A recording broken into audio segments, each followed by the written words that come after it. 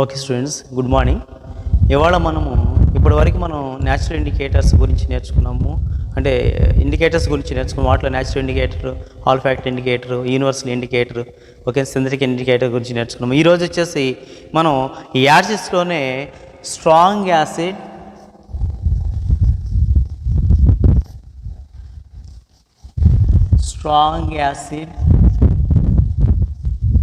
Week acid, strong base,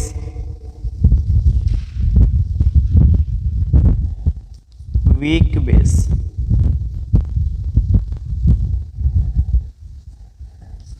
మొత్తం ఈ 4 విషయాల గురించి బలమైన ఆమ్లం, బలహీనమైన ఆమ్లం, బలమైన క్షారం,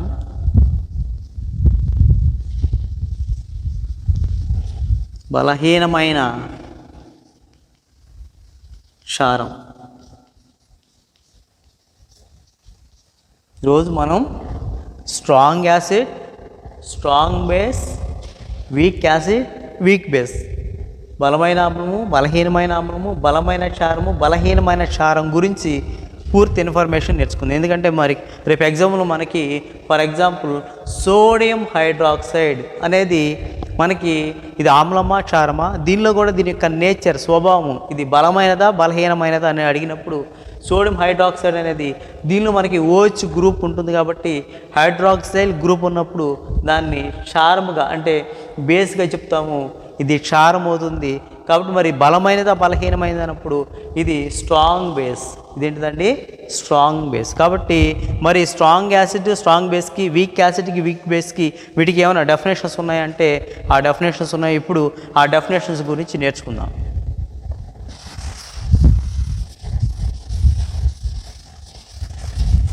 మొదటగా చూస్తే మనకి స్ట్రాంగ్ యాసిడ్, బలమైన ఆమ్లం గురించి నేర్చుకుందాం. దీని యొక్క definition: acids which undergo complete ionisation,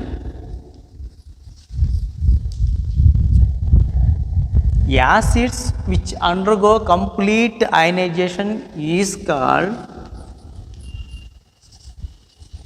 are called strong base.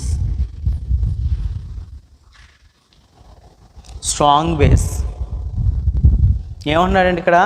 Acids which undergo complete ionization, సంపూర్తిగా. దీనికి అర్థం ఏంటంటే సంపూర్తిగా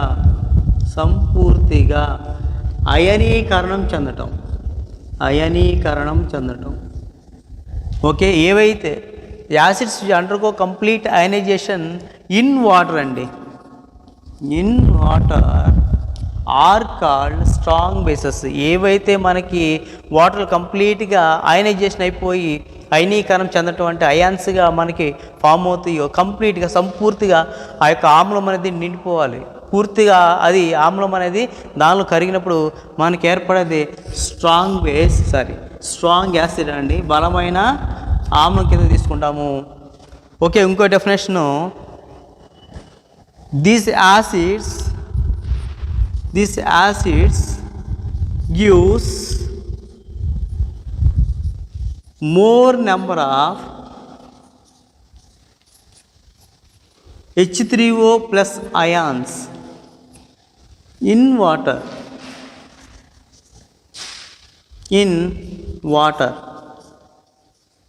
ఏం చేస్తాయంటే ఇవి వాటర్లో కరిగినప్పుడు అంట మనకి more number of H3O plus ions ఇస్తాయండి. ఓకే, అధిక మొత్తంలో H3O. యాక్చువల్ H3O అంటే హైడ్రోనియం అయాన్ అంటామండి. దీని ఏమంటారు?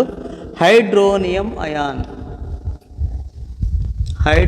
అయాన్ అంటే వాటర్లో పూర్తిగా నిండి ఎక్కువ మొత్తంలో, మోర్ నెంబర్ ఆఫ్, గుర్తుపెట్టుకోండి, ఎక్కువ మొత్తంలో మనకి హైడ్రోనియం అయాన్స్ని ఇచ్చినప్పుడు అంటే దాన్ని మనం ఏం చెప్తాం అంటే స్ట్రాంగ్ యాసిడ్గా చెప్తాం, బలమైన ఆమ్లంగా. అంటే బలమైన ఆమ్లం అంటే ఏమో ఉండాలి, అది మనకి ఎక్కువ మొత్తంలో హైడ్రోనియం అయాన్స్ని ఇవ్వాలన్నమాట. అంటే వాటర్ కలిగినప్పుడు అవి ఏం చేస్తాయంటే హైడ్రోనియం అయాన్, అంటే యాక్చువల్ ఇప్పుడు for example water formula H2 అండి. ఎప్పుడైతే మనం తీసుకున్న యాసిడ్లో నుండి యాసిడ్లో ఉన్న H+ అనేది ఈ వాటర్కి యాడ్ అవుతుందో అప్పుడు మనకి H3O+ హైడ్రోనియం అయాన్ ఫామ్ అవుతుంది. ఎలా మనం తీసుకున్న వాటర్లో మనం ఏదైతే యాసిడ్ తీసుకున్నామో, ఆమ్లం తీసుకున్నామో, ఫర్ ఎగ్జాంపుల్ నేను HCl తీసుకున్నాను అనుకోండి, ఆ HClలో H అనేది నాకు వాటర్కి యాడ్ అయినప్పుడు నాకు హైడ్రోనియం ఏర్పడుతుంది, H3O+ ఏర్పడుతుంది. అలా H3O+ ఏర్పరిచే వాటిని ఏమంటారంటే ఈ యాసిడ్స్గా చెప్తాము.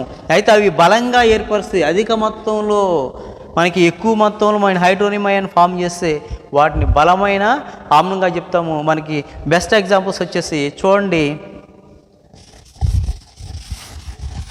బెస్ట్ ఎగ్జాంపుల్గా మనం ఒకటి హైడ్రోక్లోరిక్ యాసిడ్, రెండోది సల్ఫ్యూరిక్ యాసిడ్, మూడోది నైట్రిక్ యాసిడ్ HNO3 వీటిని తీసుకోవడం జరుగుతుంది. ఒకటేంటి హైడ్రోక్లోరిక్ యాసిడ్, రెండోది సల్ఫ్యూరిక్ యాసిడ్, మూడు నైట్రిక్ యాసిడ్. ఈ మూడింటిని మనం బలమైన ఆమ్లంగా తీసుకోవడం జరుగుతుందండి. ఇవి బలమైన ఆమ్లానికి ఎగ్జాంపుల్స్. బలమైన ఆమ్లం అంటే రేపు అడిగినప్పుడు గుర్తుపెట్టుకోండి, వీటన్నిటిలో కూడా మనకి కామన్గా ఉన్న హైడ్రోజన్ హైడ్రోజన్ హైడ్రోజన్ ఇవి వాటర్లో కలిసినప్పుడు H2O+ H+ gives rise to H3O+ ions, hydronium అయాన్ని ఫామ్ చేసినప్పుడు ఎక్కువ మొత్తంలో అదే మనకి బలమైన ఆమ్లంగా చెప్తాము.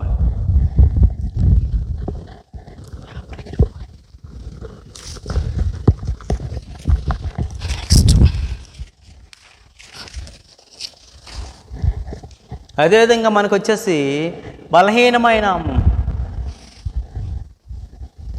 వీక్ యాసిడ్ అండి. నెక్స్ట్ వీక్ యాసిడ్ బలహీనమైన ఆమ్లం. సో డెఫినేషన్ చూడండి, యాసిడ్స్ విచ్ ఆర్ అండర్గో, గుర్తుపెట్టుకోండి కంప్లీట్ దగ్గర మనకి పార్షియల్ ఆర్ ఇన్కంప్లీట్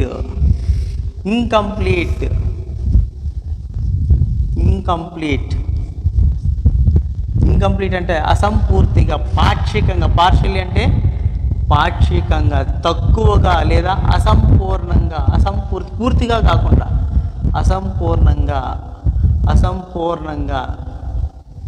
పూర్తిగా మనకి అయనైజేషన్ అవ్వకుండా మనకి వాటర్లో మనకి కరిగే వాటిని ఏమంటారంటే వీక్ యాసిడ్స్ అంటామండి.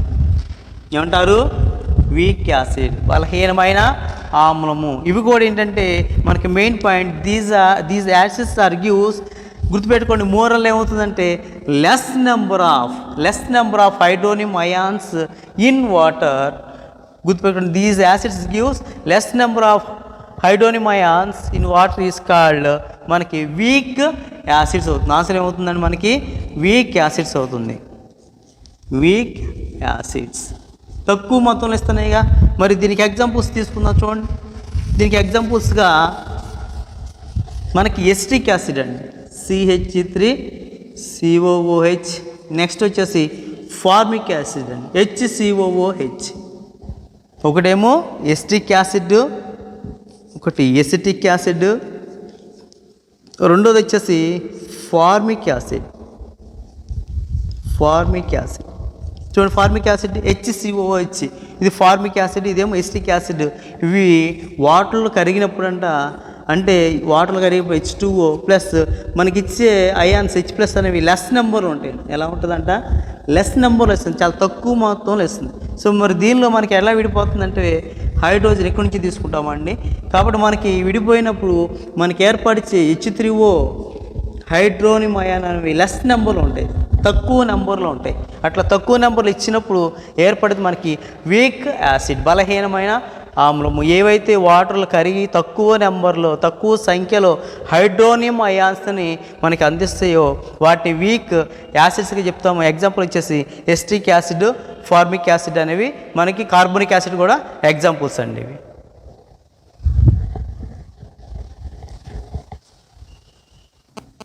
ఓకే నెక్స్ట్ చూడండి. తర్వాత వచ్చేసి మనకి strong bases, strong base, strong base బలమైన క్షారము, బలమైన క్షారం. ఈ బలమైన క్షారంలో ఇక్కడ వచ్చేసి మనకి గుర్తుపెట్టుకోండి, బేసెస్ విచ్ అండర్గో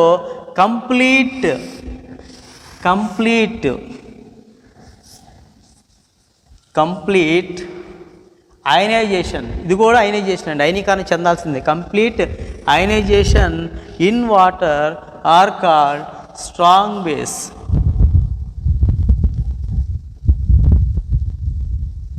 అంటే మనకి కంప్లీట్ అనే వర్డ్లోనే ఎప్పుడైతే కంప్లీట్ అనే వర్డ్ వస్తుందో ఆ కంప్లీట్లోనే స్ట్రాంగ్ అనే పదం వస్తుంది. కాబట్టి కంప్లీట్గా మనకి అయనీకరణం చెందినప్పుడు, అయాన్స్గా విడిపోయినప్పుడు మనకి స్ట్రాంగ్ బేస్ అవుతుంది. అయితే these bases are gives more number of ఇక్కడ మనకు వచ్చేసి మనకి బేస్ కాబట్టి ఏమిస్తుందండి, hydroxyl ion, more number of OH minus ion, OH minus ions. ఈ అయాన్స్ని OH మైనస్ని హైడ్రాక్సైల్ అయాన్స్ అంటారండి, హైడ్రాక్సైల్ అయాన్స్.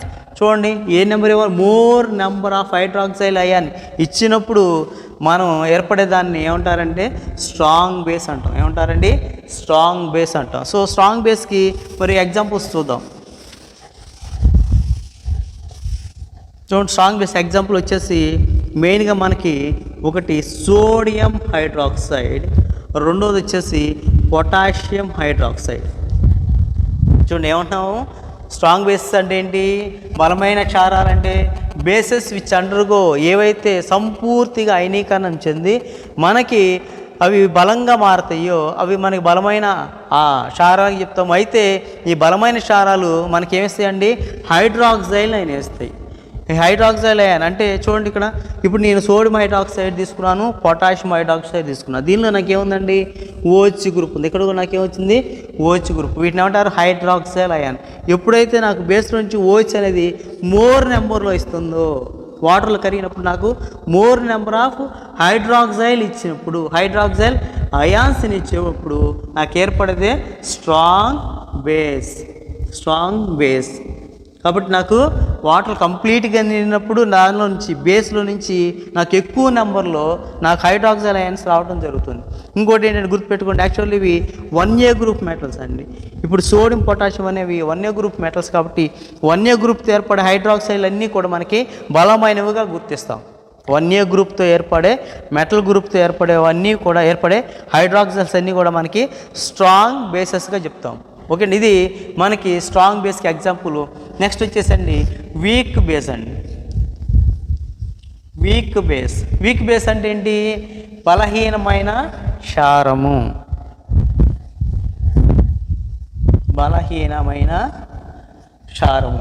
కాబట్టి దీని డెఫినేషన్ చూడండి, బేసెస్ అండర్కో మనకి కంప్లీట్ అలా ఏమవుతుందండి, ఇన్కంప్లీట్. గుర్తుపెట్టుకోండి, ఇన్కంప్లీట్ లేదా ఓఆర్ఆర్ పార్షియల్లీ పాక్షికంగా, తక్కువగా లేదా అసంపూర్తిగా అయనీకరణం చెందినప్పుడు ఇన్ వాటర్ అవి మనకి ఏర్పరిచే వాటిని ఏమంటారంటే వీక్ బేసెస్ అంటారు. ఏమంటారండి, వీక్ బేసెస్గా చెప్తాం. మరి ఇక్కడ కూడా అంతే, దీస్ బేసెస్ గివ్స్, ఇక్కడ మోరల్ ఏమవుతుందండి మనకి less number of hydroxyl ions. చూడండి, మీకు డెఫినేషన్ గుర్తుండడం కోసం నేను తీసుకున్న ఈ యొక్క డెఫినేషన్లోనే జస్ట్ కొంచెం ఇక్కడ కంప్లీట్ దగ్గర ఇన్కంప్లీట్ మారుస్తూ వచ్చాను అంతే. అక్కడున్న డెఫినేషన్లో ఇక్కడ స్ట్రాంగ్ కానీ వీక్ కానీ నేను ఎక్కడ మార్చానంటే మోర్ దగ్గర లెస్ పెట్టాను. అంటే మన డెఫినేషన్లో మెయిన్గా గుర్తుపెట్టుకోవాల్సింది ఏంటంటే మనకి వీక్ అయితేనేమో లెస్ గాను, స్ట్రాంగ్ అయితేనే మోర్గా గుర్తుపెట్టుకుంటే అప్పుడు less number of hydroxyl ions తక్కువ మొత్తంలో ఇస్తాయండి.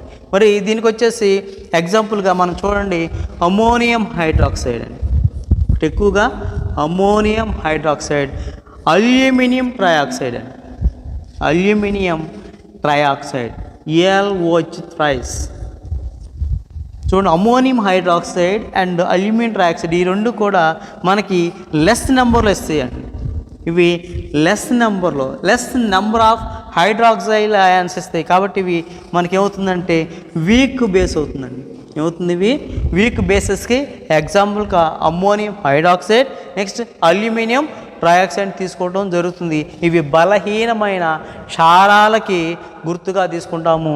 ఎందుకంటే గుర్తుపెట్టుకోండి, యాక్చువల్లీ అమ్మోనియం యాక్చువల్లీ ఇది మనకి తక్కువ మొత్తంలో కాన్సన్ట్రేషన్ కలిగి ఉంటుంది కాబట్టి మనకి ఇన్కంప్లీట్ పూర్తిగా అంటే వాటర్ పూర్తిగా ఇవి కరగకుండా అసంపూర్తిగా కరిగి లేదా పాక్షికంగా కరుగుతాయి. కాబట్టి వీటిని ఏమన్నారంటే వీక్ బేసెస్గా చెప్పుకున్నామండి.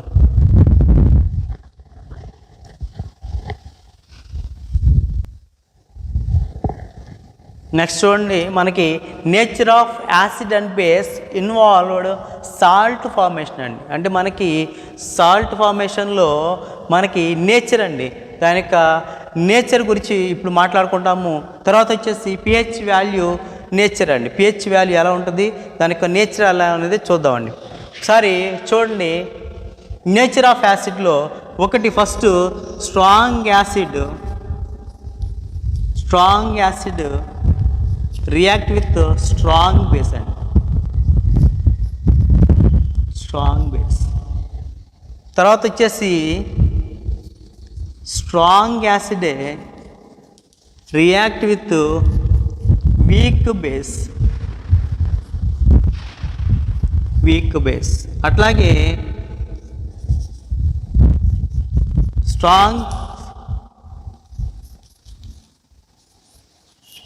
ఒకటి స్ట్రాంగ్ యాసిడ్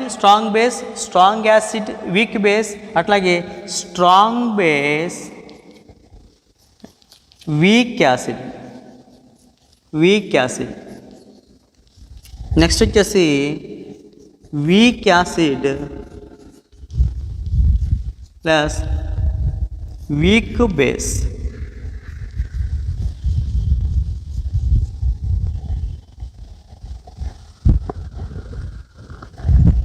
చూడండి, మనకి సాల్ట్ ఫార్మేషన్లో ఒక సాల్ట్ ఫామ్ అవ్వాలంటే మనం కంపల్సరీ ఒక యాసిడ్ ఒక బేస్ తీసుకోవడం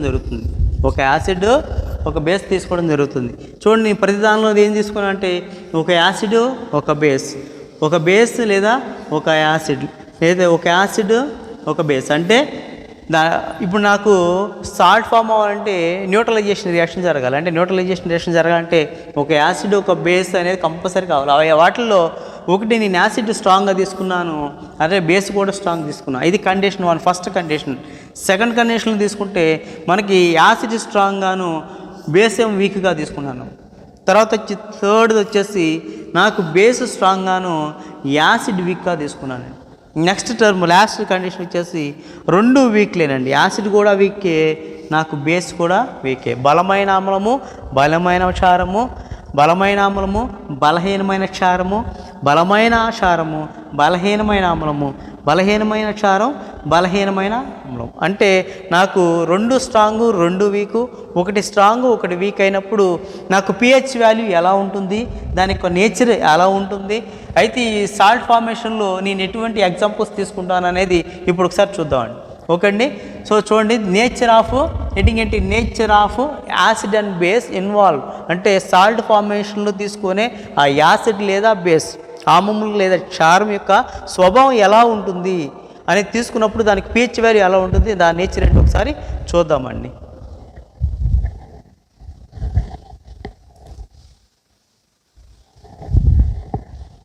చూడండి, ఫస్ట్గా నేను salt of strong acid and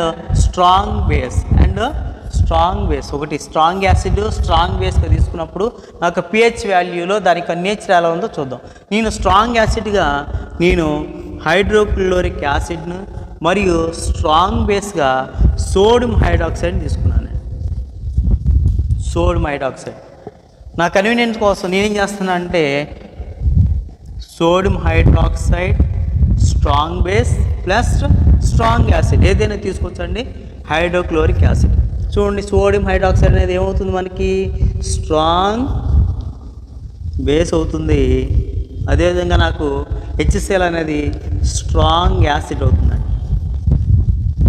strong acid. Already మనం యూనివర్సల్ ఇండికేటర్ ద్వారాను, లిట్మస్ పేపర్ ద్వారాను, దానికి pH వాల్యూ ద్వారా మనం గ్రహించగలిగాము. సోడియం హైడ్రాక్సైడ్ స్ట్రాంగ్ బేస్ అయితే, హైడ్రోక్లోరిక్ యాసిడ్ స్ట్రాంగ్ యాసిడ్, బలమైన క్షారము, బలమైన ఆమ్లము. ఈ రియాక్షన్ రెండు కూడా రియాక్షన్ జరిగినప్పుడు నాకు సోడియంలో నుంచి OH గ్రూప్ అండి, తర్వాత హైడ్రోక్లోరిక్ యాసిడ్లో నుంచి H+ అంటే నాకు సోడియం ప్లస్ OH మైనస్ గాను H+Cl- విడిపోయినప్పుడు నాకు చూడండి ఈ HCOH నాకు ఏమవుతుందంటే వాటర్ మాలిక్యూల్గా బయటపోతుందండి. కాబట్టి నాకు తీసుకున్న దానిలో నేను వాటర్ మాలిక్యూల్ అనేది ఇక్కడ రాసుకుంటున్నానండి.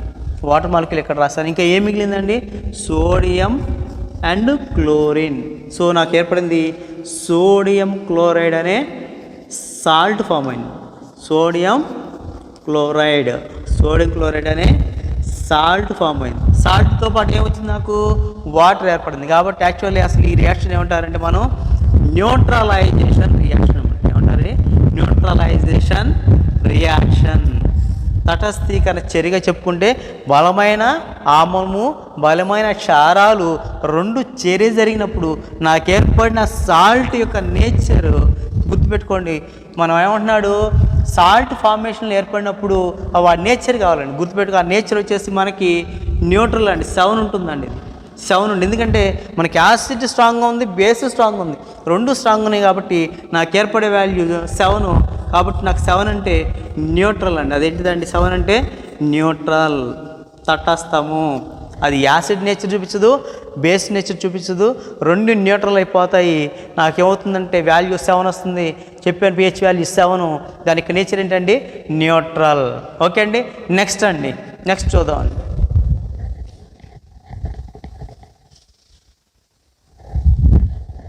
నెక్స్ట్ చూడండి, సాల్ట్ ఆఫ్ స్ట్రాంగ్ యాసిడ్ తర్వాత వచ్చేసి వీక్ బేస్ అండి.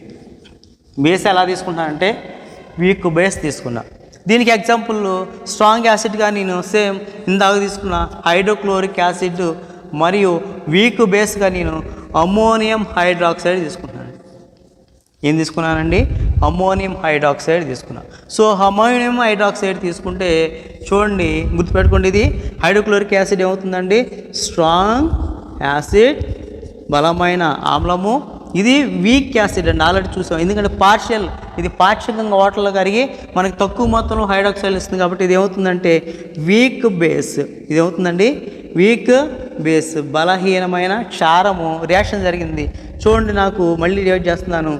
H+Cl- గాను అమ్మోనియం H+Cl, ఎందుకంటే వాటర్ కరిగినప్పుడు H విడిపోతుంది, అమ్మోనియం హైడ్రాక్సైడ్ అని OH బయటికి వెళ్ళినప్పుడు నాకు H+OH- అనేది వాటర్ మాలిక్యూల్గా నాకు బయటికి వెళ్ళిందండి. నెక్స్ట్ వచ్చేసి చూడండి, నాకు దీనిలో ఉన్న క్లోరిన్, అమ్మోనియం క్లోరైడ్గా సాల్ట్ ఫార్మేషన్ జరిగింది. దీని పేరు ఏంటిదండి? Ammonium chloride salt. Ammonium chloride salt form అయింది, వాటర్ ఫామ్ అయింది. అదేగా మనం చెప్పుకుంది సాల్ట్ ఫార్మేషన్లో నాకు ఇక యాసిడ్ బేసిక్ నేచర్ చూడండి. ఇక్కడ నేను తీసుకున్న యాసిడ్ ఏంటండి? స్ట్రాంగ్ యాసిడ్ అండి.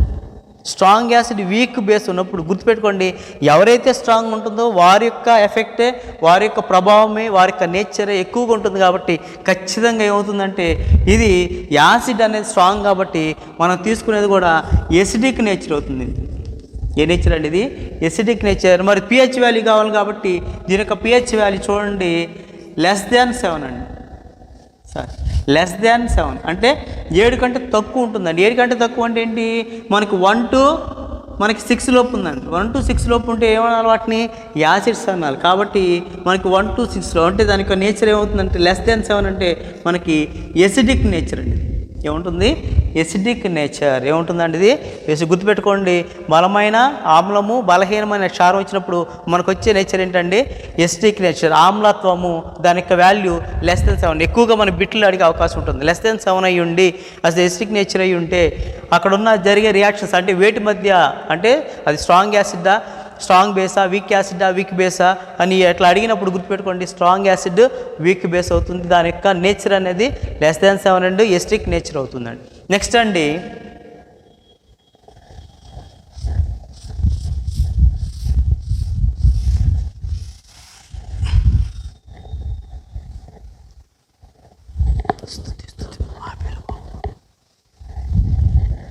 చూడండి next salt of week acid strong base అండి. వీక్ యాసిడ్గా మనం ఆల్రెడీ చెప్పుకున్నాము ఎసిటిక్ యాసిడ్ అండి. CH3COOH ఇది వీక్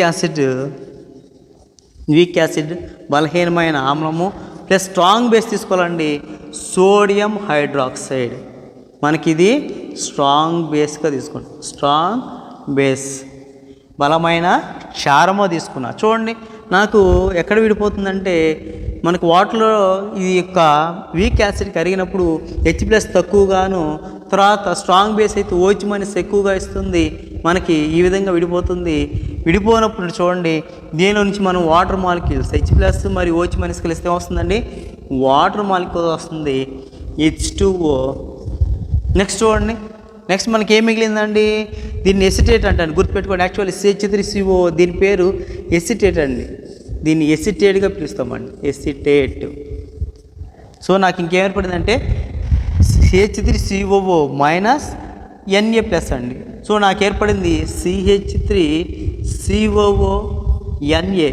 దీన్ని ఎసిటేట్ అన్నాను. దీనికి సోడియం మెటల్ యాడ్ అయింది. అప్పుడు నాకు వచ్చే పేరు సోడియం ఎసిటేట్. ఏమంటారండి దీన్ని సోడియం ఎసిటేట్ సాల్ట్.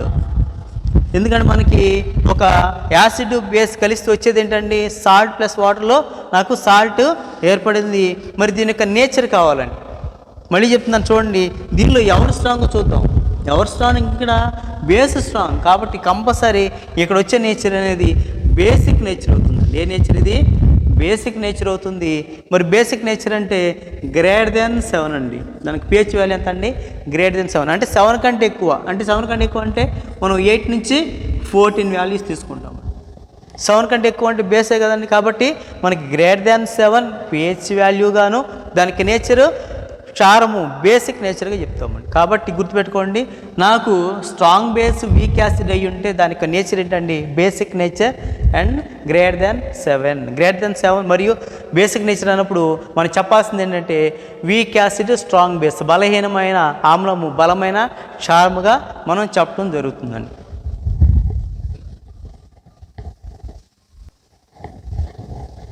నెక్స్ట్ చూడండి salt of weak acid and weak base అండి. మనం చెప్పుకున్న దాని చివరిది బలహీనమైన ఆమ్లము బలహీనమైన క్షారాన్ని తీసుకున్నప్పుడు దానికి ఎగ్జాంపుల్గా weak acid CH3COOH acetic acid అండి. దీని పేరు ఏంటండి ఎసిటిక్ యాసిడ్. ఎసిటిక్ ఆమ్లము ఇది ఏమవుతుందండి వీక్ యాసిడ్ బలహీనమైన ఆమ్లము. మరి క్షారాన్ని వీక్గా తీసుకుంటాం కాబట్టి అదేం తీసుకున్న దానిలోనే అమ్మోనియం హైడ్రాక్సైడ్. దీని పేరు అమ్మోనియం హైడ్రాక్సైడ్గా తీసుకున్నాము. ఓకే అండి. సో ఇదేమవుతుందండి వీక్ బేస్. చూడండి వీక్ బేస్లో మనకి యాసిడ్లో మనకి వాటర్లో H+ కరుగుతుంది OH- మిగిలిపోయింది CO- తర్వాత వచ్చేసి అమ్మోనియంలో OH- NH4+. కాబట్టి దీనిలో ఉన్న H+ అనేది OH- యాడ్ అయితే మనకి వాటర్ మాలిక్యూల్ ఫామ్ అవుతుంది H2O. ఇంకేం మిగిలిందండి చూడండి దీని పేరు ఏం చెప్పాను మీకు ఎసిటేట్. కాబట్టి దీని పేరు గుర్తుపెట్టుకోండి ఎసిటేట్ గుర్తుపెట్టుకోండి ఎసిటేట్. కాబట్టి నాకు ఏర్పడిన దానిలో ఈ ఎసిటేట్కి అమ్మోనియం యాడ్ అవుతుంది. అప్పుడు CH3COO NH4 అవుతుందండి. CH3COO మైనస్కి ప్లస్ యాడ్ అవుతే అమ్మోనియం. దీనికి వచ్చేసి పేరు దీని పేరు అమ్మోనియం ఎసిటేట్ అండి. Ammonium acetate. మనకి ఎసిటేట్ అనేది ముందు వచ్చినప్పటికీ మనం పలికే ఆ యొక్క పేరులో అమ్మోనియం ఎసిటేట్ అంటామండి. ఇది మనకి సాల్ట్. తర్వాత నాకు వాటర్ ఏర్పడింది. మరి దీని యొక్క నేచర్ ఏంటి అన్నప్పుడు గుర్తుపెట్టుకోండి మనం ఆల్రెడీ 2 స్ట్రాంగ్ అయినప్పుడు న్యూట్రల్ ఎలా అయిందో 2 వీక్ అయినప్పుడు అది ఒకటి గుర్తుపెట్టుకోండి దానికి pH వాల్యూ 7 అయి ఉండొచ్చు లేదా <7 అయి ఉండొచ్చు >7 అయి ఉండొచ్చు. మొత్తం 3 కండిషన్లు అండి ఉంటే =7.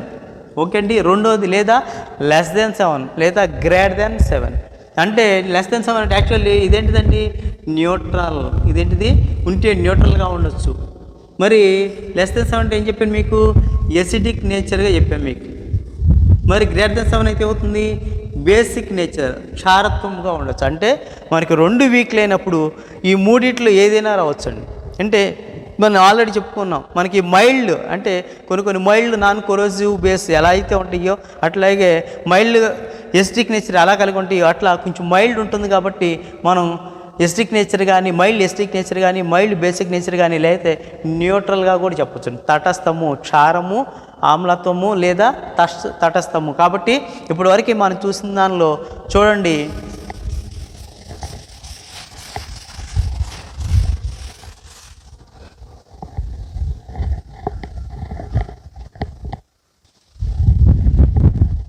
ఫైనల్గా మనం తీసుకున్నది ఒకటి strong acid, strong base, strong acid, weak base, weak acid, strong base, weak acid, weak base. కాబట్టి మనకు దీనిలో 2 స్ట్రాంగ్లు కాబట్టి pH నేచర్ ఎలా ఉంటుంది అని చెప్పానండి 7 అంటే న్యూట్రల్ నేచర్, తటస్థ స్వభావము.